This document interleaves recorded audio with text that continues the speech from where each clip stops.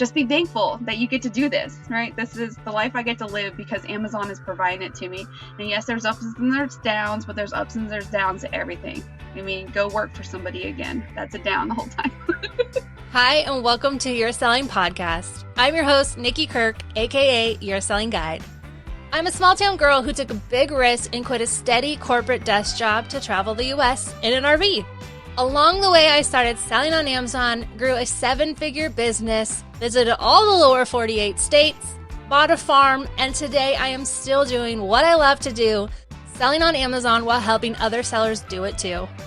Each week, I will share Amazon tips and tricks and bring in guests to share their stories, expertise, and tips on the platforms that they use. Think of this as a sit down with your Amazon bestie where you can learn, ask, start, and grow your online selling business. Welcome to Your Selling Pod.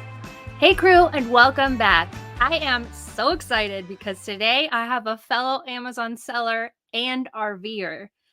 Jen has been RVing and selling on Amazon as their main income, which let me tell you, I know it's possible because I've also done it, but I'm excited for you to listen in and hear how Jen got started selling on Amazon.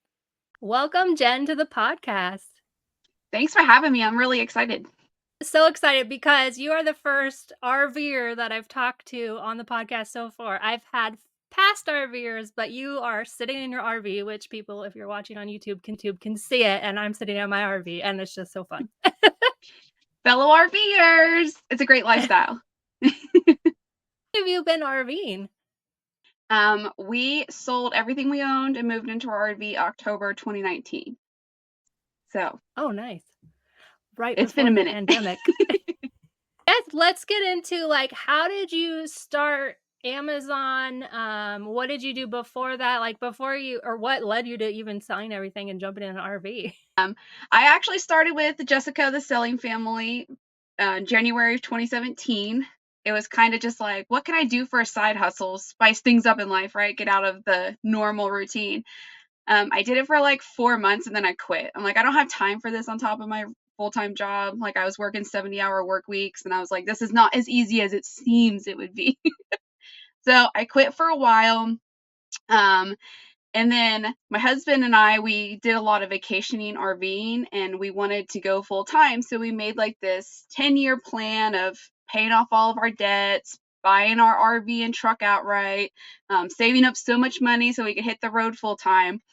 And Amazon kind of came back into play when we were 2.5 years into our saving up plan. He was diagnosed with cancer, and it just made us realize planning for 10 years from now and you may not even be here. So I jumped back into Amazon in 2019 right after that diagnosis and started really hitting it hard.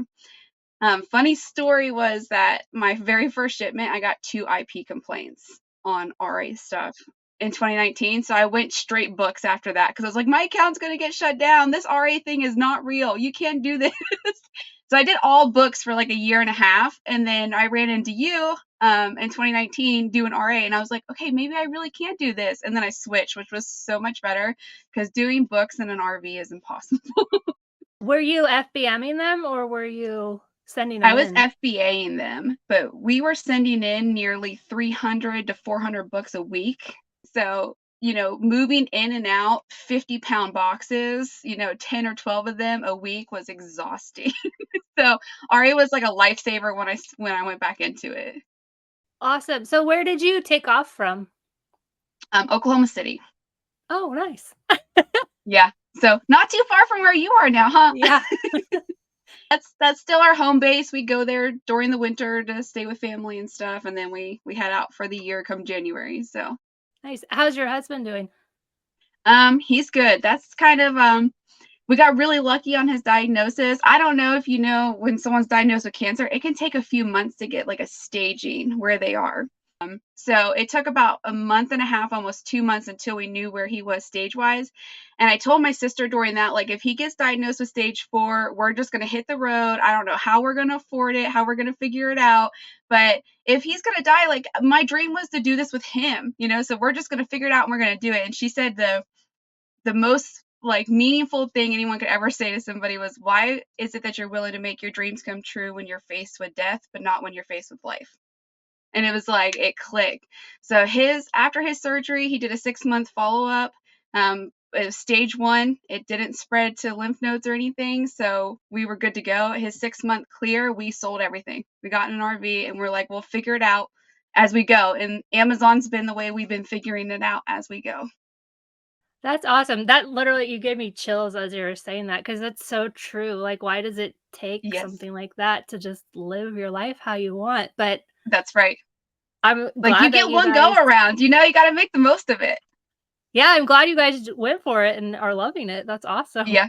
Oh, he just had his checkup. He's on 6-month checkups right now, and he just had a checkup 3 months ago, and we're still clear at this point. It doesn't seem like it's come back, so we're just living life. That's awesome. Congrats to you guys. Okay, so now back to books, because I have a lot of questions and I don't talk to a lot of people who do books. How are you sourcing them? Thrift stores. So mostly thrift stores. And we did a lot of Colorado that year, which they have the ARC thrift stores. Man, you can just like be there for days and come home with 500,000 books. It's insane. But yes, mostly thrift stores. When I found you, I was actually in the middle of nowhere, Wyoming, where there was like one thrift store every 3-hour drive, and I was like, I'm never going to be able to continue to do this. Like now that we've moved out of, and then I found your videos and I was like, okay, she's doing this and she is doing it good, right? Like I can do this too. So then I started going to the stores right then because I had no thrift stores. It was like just when I needed you, I found you. Oh, that's awesome. I love Wyoming, but yeah, it's more of a vacation state because there's not a lot of There's like nothing out there. Yes. So, do you still sell books? Is it still part of your model? Nope. Like 3 months after I started doing RA again, I gave up books altogether. I mean, and I'm sure the UPS stores are so glad I did because I literally, every box weighed 48 pounds. So you'd bring in all these small boxes because that's all you can do. And they're like, what do you have in here? Bricks? Practically. One of the reasons I love selling on while traveling is because you can like replens stuff for longer, right? So you're not So clearing easily. out you're not clearing out your just one local place. You can go, now I'm in the next city, now I'm in the next town. And I don't talk about it a lot because, I'm not there's very few of us probably actually doing that, but it Right. is one perk. It is a big perk, especially like when I move into like a town where it's too far away from bigger cities that people aren't willing to drive, and you can tell there's nobody there because there's not enough to sustain them. And you walk in and you find like that big ticket item you were selling 6 months ago sitting on the shelf. Like I thought I was never gonna find these again. Like Right? it is such a perk. I love it. Yeah, it's one of the best things. So where are you at currently? I don't know if I asked you that. We are actually at Lake Eufaula, so we're getting closer to heading home. Um, Oh, nice. we do trick or treating with our nephews, so we have to be home by Halloween. So Oh, that's nice. what That's we're fun. working on. So when you started to get back into Amazon, or even when you first kind of started it, did you have like a set amount of money that you were willing to invest in it, or how did you go about starting? Oh, I started with $1,750. And that was that first month I was doing RA before I got my IP complaints. I put in another $500 like pretty quickly because I just realized there was so much stuff that I could buy. And then I got my first 2 IP complaints and then I stopped. I was like, okay, reevaluate. Like, I don't want to be putting all this money and then lose my whole account. So then I went to books, which are super cheap. I mean, it's really hard to spend a lot of money on books. So Yeah. I meant to ask you what the IPs were. Do you remember what the brands were? I don't even remember. And I tried to go back and look at my account and I can't even find them. Like, it's from Oh so yeah. long ago, but I don't even, it wasn't Lucetta. I Yeah, learned from you. that one, the devil. There's I got 2 pretty early on from TJ Maxx. I think it was Argon Magic and like one of the weird skin. It's like it has a brand, but it's kind of only ever seen at TJ Maxx brand. I can't remember what it was, but it was one of those like no name. It always seems to be the beauty ones for me. Right. Yeah, I'm not as afraid of them anymore as I used to be. Yeah. So at what point did you start to pull out a profit, or have you? It wasn't until it was a good year. I think books are a lot slower to build you have to have a lot in there, and you are selling cheaper because you're buying it for 27 cents. So it took a while to really build my account up to where I wanted it to be. I feel like I probably went back into RA again before I even started pulling out a profit. Oh, nice. So does your husband help you, or is this He like does all now. you? He got laid off of his job of 24 years shortly after we hit the road. We weren't expecting that. Oh, But no. yeah, now I force him into prep, peeling stickers and stuff that I hate doing. So are you living basically off Amazon? Like that's your sole or main income? That's our only source of income. Yep. That's amazing. Yeah, that's what I'm always telling everyone. There was a time, my roommate Damien also got let go from his job while we were on the road, and so this Amazon was paying for both half of the bills for a while there. So it definitely Right. works and can work. Yes. Yes. One of the questions I get asked a lot, not so much anymore, but I used to get asked a lot, was like what I do about my address. And so I always just used the nearest UPS store to where we were at as the address, because I figured if a shipment should come back to me, an FBA shipment, then like that would be the safest place versus a campground. So do you Right. do the same thing, or how do you manage your address? I do, because we stay almost all state parks or Corps of Engineers. Like, they don't accept mail for you. So I always use the UPS store I'm dropping off at, the one I'm actually utilizing to ship out.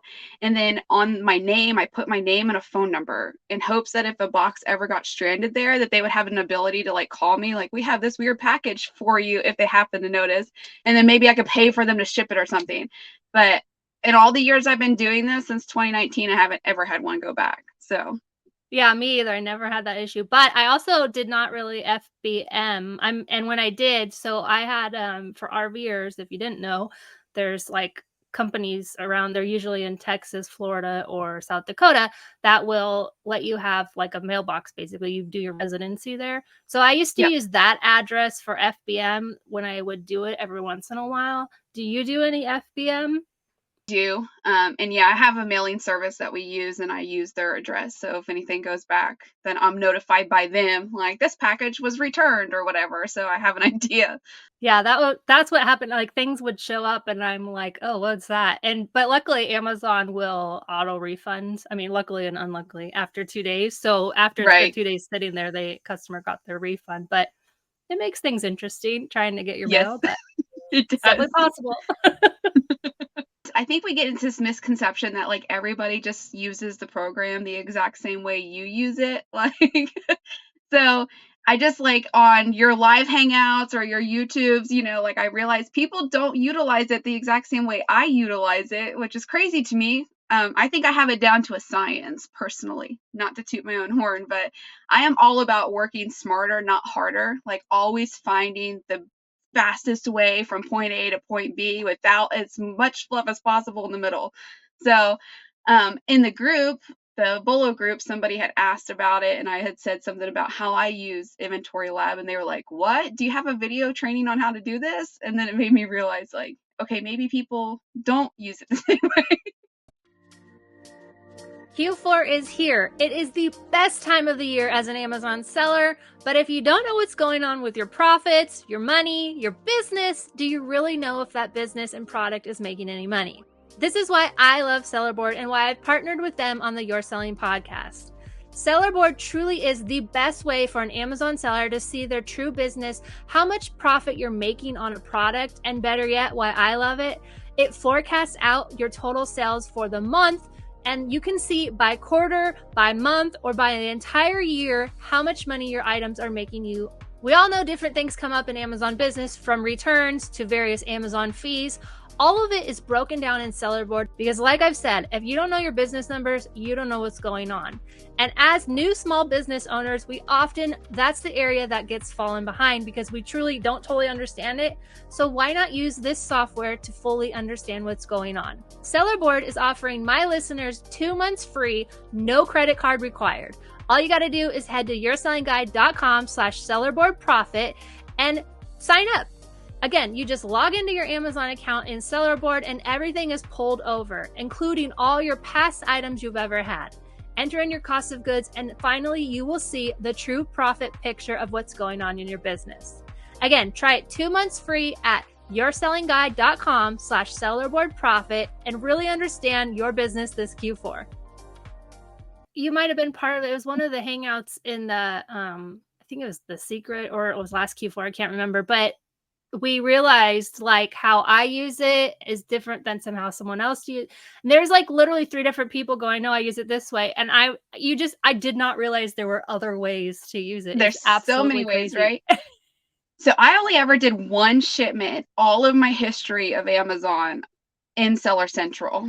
And like my husband and I can remember it back in 2019, and we had these stacks of books everywhere, and we're like looking for one book assigned to box 1, looking for another book assigned to box 1, you know, like filling up this box. And I was like, this takes forever. And then I did Inventory Lab, and I was like, I will never do that again. And I literally have never done another Seller Central. Like box content and Inventory Lab will save your life. Yeah, that was one of those hangouts where they were literally showing us how they do it, and I was like, "Oh my gosh, did not know this existed." But I'm one of those, like, I'm a creature of habit, so I did try it one time, the box contents, but because of the way I pack up in the RV is I'll pack everything, prep it, and throw it into one box, and then I work out of the other box and, like, vice versa, so it got to I don't have enough room, but when I get into that warehouse, I'm gonna do it because I'm tired of paying Amazon. I'm telling you, you have enough room. You don't know you have enough room, but you're just not doing it right. No. That's why the creature of habit, where it was really hard for me to switch to Inventory Lab. I did Seller Central for, I don't know, 5 years. But now I absolutely love it. And now I do it where I finish everything. I don't even have to go into Seller Central at all, which is amazing. That is so great since they've done that for sure. Yeah, so I used the Scoutify app to do my sourcing because I use a Bluetooth scanner.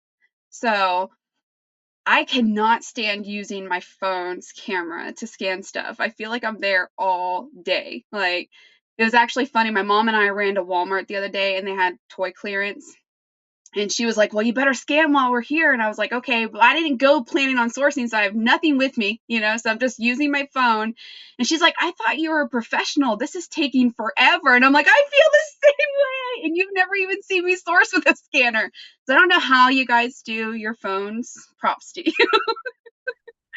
But it's so funny. Same thing. I don't know how you do it with the Bluetooth. That's just, there's so many ways to sell on Amazon, so many different ways to scan, so many different things to source. It's just crazy how everything is different. The best thing about a Bluetooth scanner and Scoutify is that you don't have to wait for the product page to finish loading to scan the next product. So it's like, as it's loading, you can see first, like, how much it's selling for, how much you need to be able to buy it for, and the rank. And if it's already like, no go, scan the next thing, you don't even have to wait for it to continue loading. So it saves you so much time in just a split second.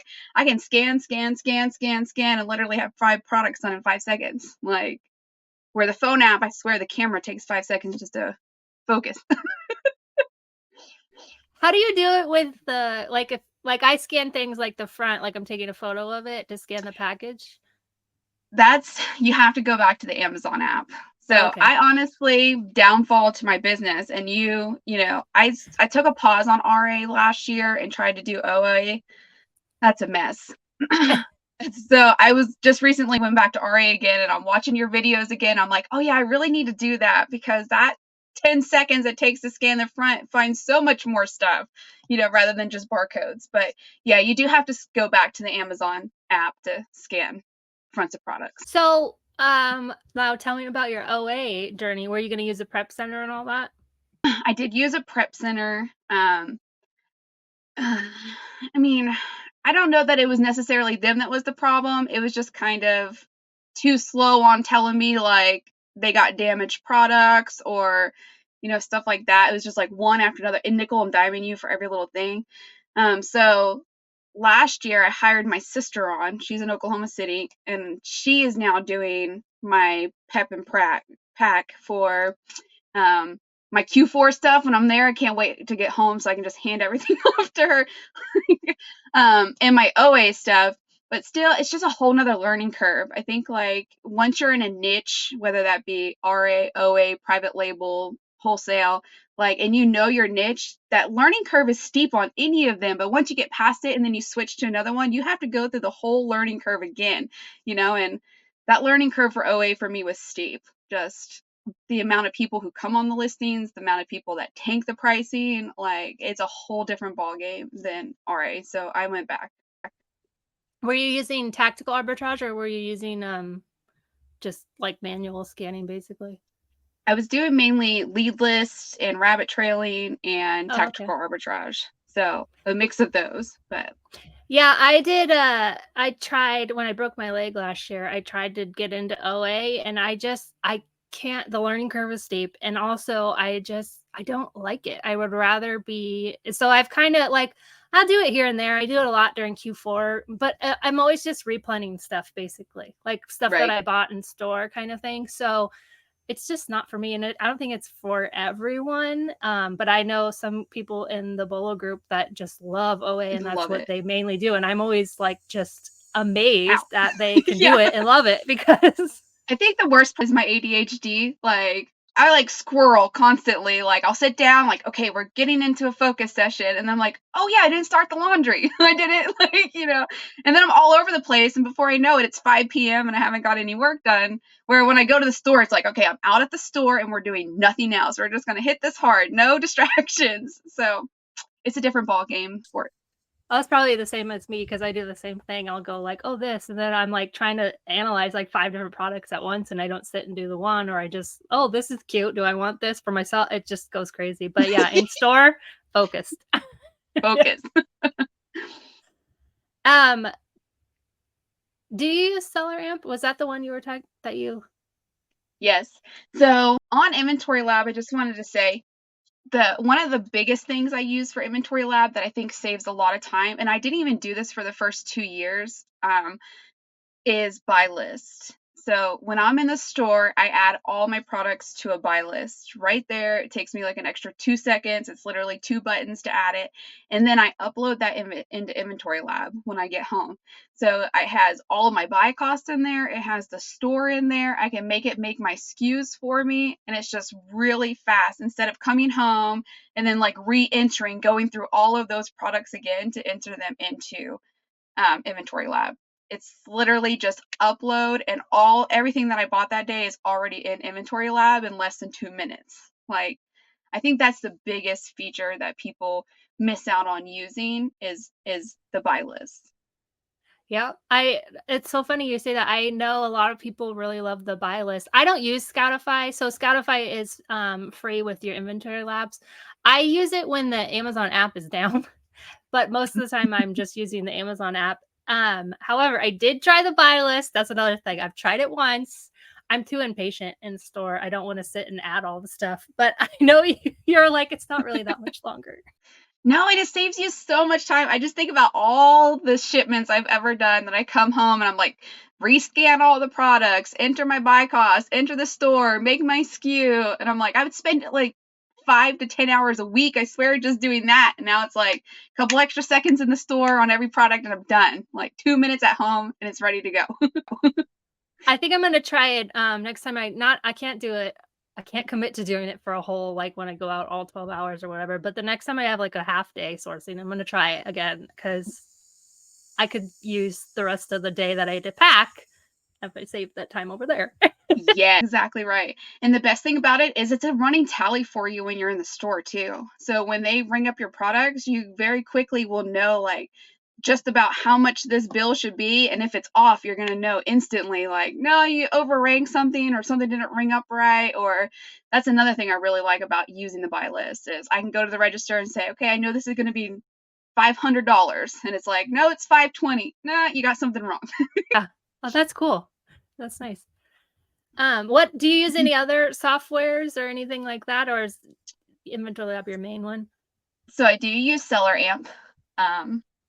And I just love Seller Amp. It really does give you a good breakdown of all your stuff. Like you say all the time, like just to know what you're really making. It's one thing to think you know what you're making. It's another thing to see what you're really making, But you can look up like stores, like particular stores if you put it in your SKU and stuff, and you can really break things down. So I know Inventory Lab does that. It's just not as clean and it's not as real numbers as seller am. One thing in your group that I see all the time are people asking about like how they change their prices or add their cost of goods in there. And everybody replies the way that I used to do it. And I don't know if everyone knows that you could actually import all of that information and update all of your inventory at once. Especially if you have Inventory Lab, it's really simple to do, even though they don't talk to each other. So have you ever done it this way? Are we talking about sellerboard? Oh, sorry. Yes. Because I was like, no, it's okay. But I was like, wait a second. This sounds like sellerboard. Yes, sellerboard. Okay, yes. Sorry. This is making more sense. No, I've never imported it. So how are you doing this?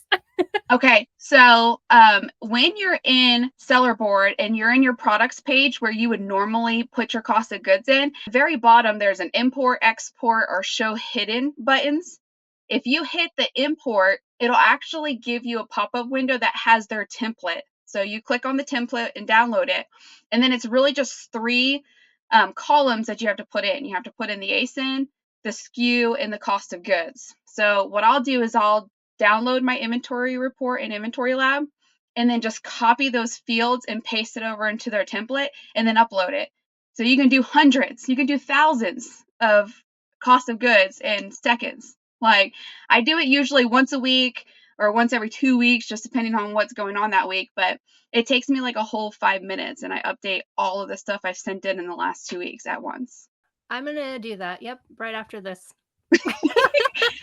It's just one of those things that you think like everybody knows how to do this, right? And like I just remember all the time I spent updating one product at a time and saving, like, no, you don't have to do that. Yeah, that's crazy. I'm going to do that. The other thing, I still haven't, I know you can do it. I haven't done it myself yet, is changing the cost, like adding a second cost. So if you bought it from Walmart for $9.99, but Target's is $11.99, you can update your buy costs. But do you know how to do that yet? I don't, but I also use new SKUs for everything. So yeah, that's what I do too. So that I've ever bought a product because I don't shop Target and I barely shop Walmart. So I don't think I've ever bought like the same product at 2 different places while still having inventory in stock. So I never replenish with the old SKU if it's sold out. I create a new SKU every time. So in Inventory Lab or in sellerboard, because it's a different SKU, it always has a different available pricing. That makes sense. Yep, I do that too. And it's very rare that I find something that, except for last year when inflation, everything went up like $1, but even at like Tuesday morning, but it's rare that something is different. I guess you'll have to do a video and show us how to do that. Yeah. I got to figure I just know you can because people are talking about it, but it's like such a small amount of my products that I haven't really sat to figure it out. I should though. Right.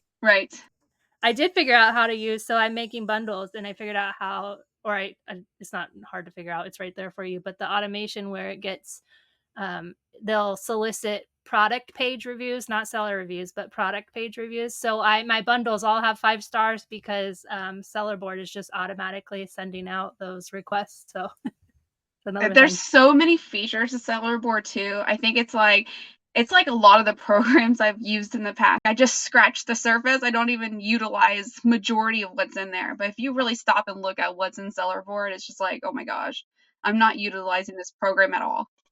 It does eBay too. I just saw they have Shopify integration. I have eBay, but I don't, it's like one product listed there. So it's nothing to like, but when I get more, cause I need to use eBay to offload some of these bad buys I have. Right. What do you do with stuff like that's gone stranded or whatever at the warehouse? I know I used to just dispose of it, but do you ask for it back?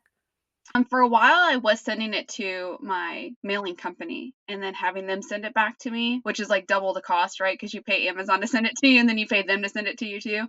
Now that my sister's on board with me, I send everything to her and I let her figure out if it's really sellable and send it back in or donate it for the most part. I keep saying I'm going to start eBay, but I just don't have the patience or time, I swear. I mean, I probably do have the time, but you know how that goes. Yeah.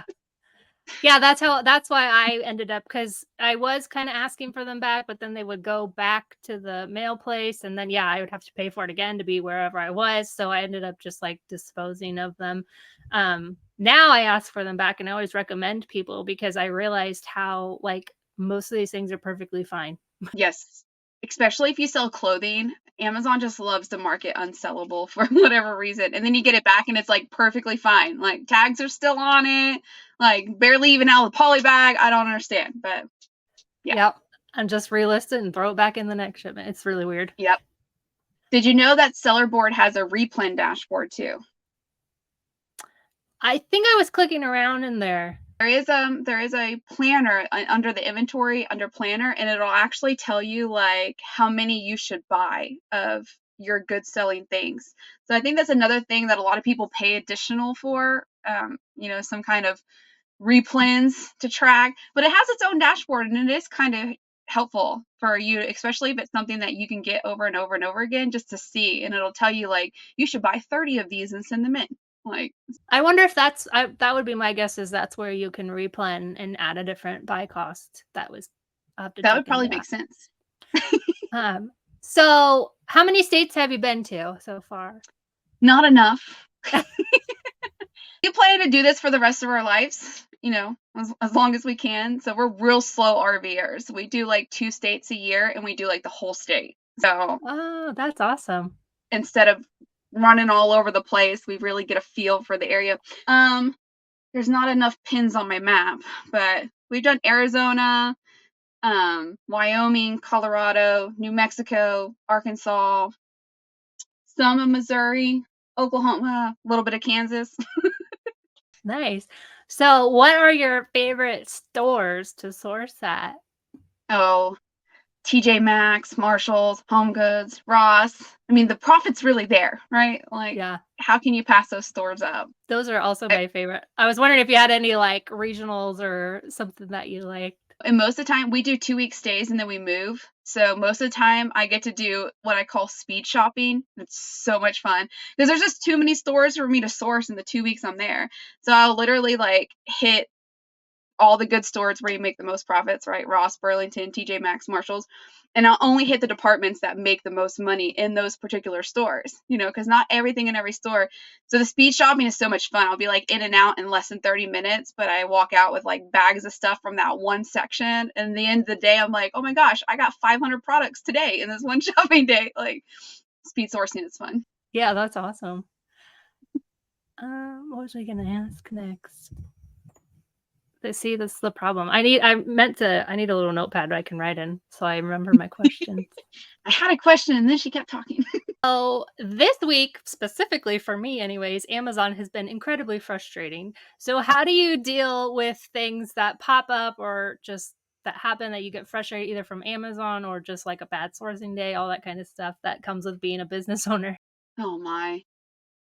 This is like, I think it's easier for me than it is for a lot of people because my reason why, you have to know your reason why, right? Like at the end of the day, especially when you get super frustrated and you're like, is this all worth it? Why are you doing it in the first place? And I get that reminder every day when I look outside.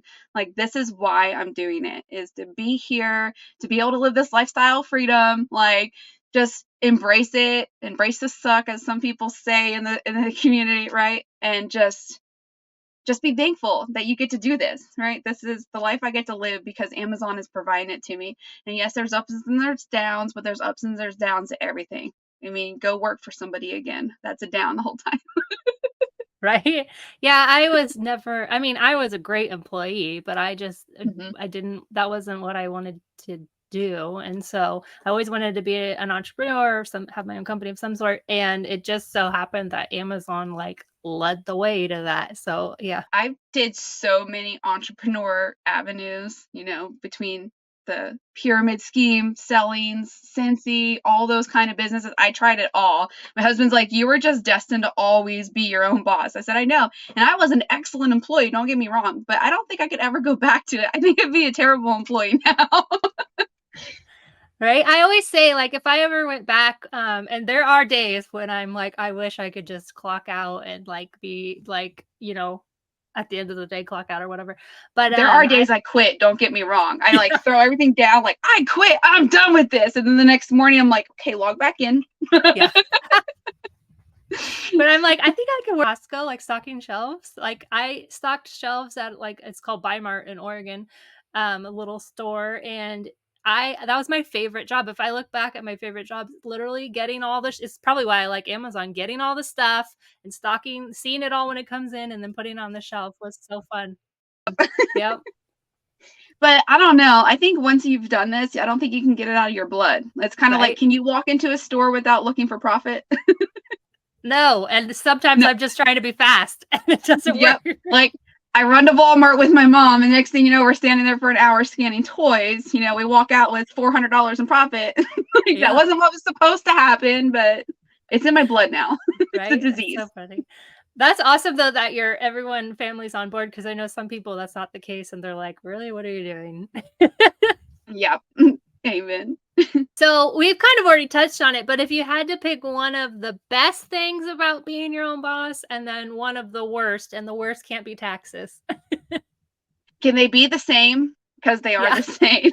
Absolute best thing about this is the freedom to be your own boss, to make your own schedule, to come and go as you please. You know, we move into a place that's just like, we are at the Grand Canyon earlier this year, and it was like no work time whatsoever. Because I'm like, I'm just going to take this entire 10 days off and I'm going to enjoy the Grand Canyon every day, right? But that's also the downside of this business, is being structured enough to work, because nobody's forcing you. There's no clock that you need to punch, you know, and like before you know it, 10 days has gone by and you're like, I literally have done nothing. Like, this is not sustainable. You need to get to work. So it is the best and the worst part of it. Nice. Yeah, I agree, because I'm flying to Oregon next week to go source Grocery Outlet again.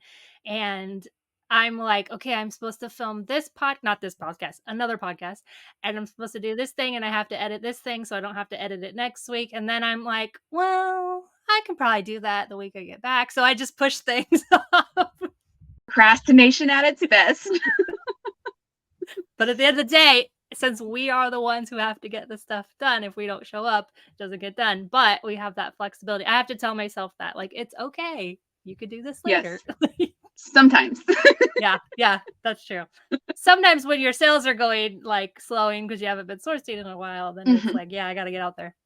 That feeding the beast thing is real. Like, you literally miss a week or two and you feel it for the next 4 or 6, you know, like, it is important that you just have to stay on it. So since you started with books, I know a lot of other sellers look to books to start and all that. What would be your advice if maybe someone's selling books or they're thinking about selling books as to why RA might be better option? A lot of things with Amazon, that game has really changed since I did it back in 2019 or 2019, I guess. One, you're limited on your storage, which books is a massive game. Like, you have to have a lot in there. And it's a long-term game, so they have to sit for a long time. It can be, 6, 9, 12 months until you sell a book. And Amazon's really changed that aspect of it with their long-term storage fee starting at 6 months now. So I haven't been in the book community for a while, but I imagine that it's really more of a struggle. You can't just like send in hundreds at once. So that's where RA is a little bit better, is you have a better idea of how quickly a product's going to sell, how long it might sit for, and they usually turn a lot faster than books do. So definitely a better game. And it doesn't weigh as much. That's one thing I always like when you're trying selling on Amazon and you're only really focusing on books. I see how it's easier to give up or say it doesn't work, because a lot of people want it to work fast, and Amazon is not in any way a get rich or quick or get rich at all thing, but Right. you need to sell the hotter, more popular items in order to get your money back faster, obviously, right? Because you're not getting paid until it comes back. And so books, and even new sellers make mistakes about high ranking products, or they just don't know to look at the rank. And so if you're thinking your business isn't working, I'm always like, look at what you're selling and buying to sell, because it might be that. And I know books are slow, and it's also really hard to find books. I've scanned every once in a while and they're hard to find unless you go thrifting. Yes. And it's the app you're using too. There is a really good book scouting app. Honestly, I don't know if it's still around. I imagine it has to be.